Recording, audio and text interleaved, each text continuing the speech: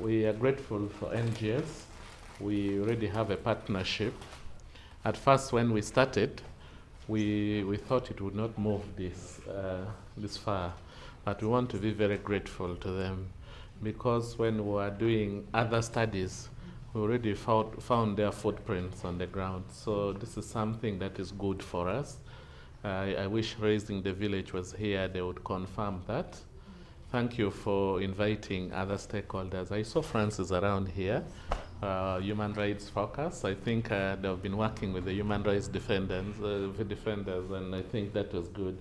When I listened to your presentation, ours as a district is to validate.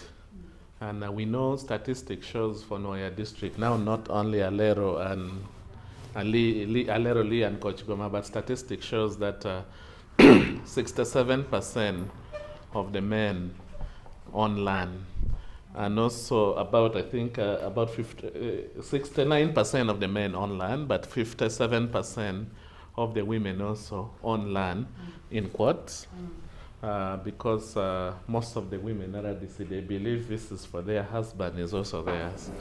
And others believe that since this is customary, then they also own. But they are complex in the ownership.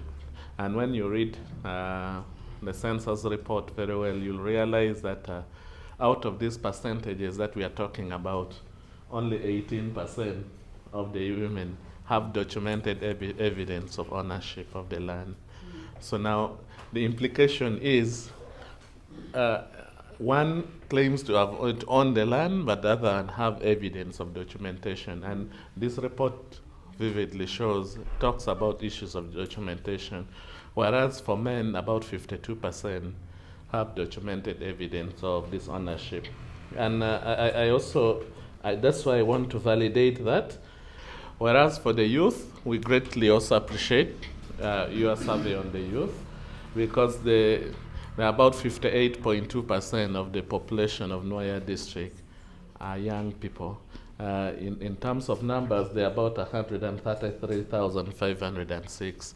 That is now the recent census report. So, but quite funny, it still shows that about 1 in 10 youth are likely to own land here, because of the dynamics that even this report has brought clearly.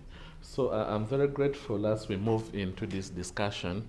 It tries to bring out what I like about the report of NGS is now bringing out the nitty-gritty, those things that we need to know that could help us have a catalytic investment if we are supposed to implement. And I promise you, this report needs also to be presented at our quarterly meetings for partners, because most of the partners who are implementing livelihoods depends on land.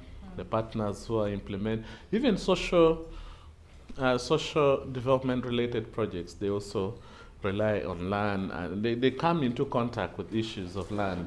So it's very important that this kind of information needs to be disseminated to them. We'll work on the MOU.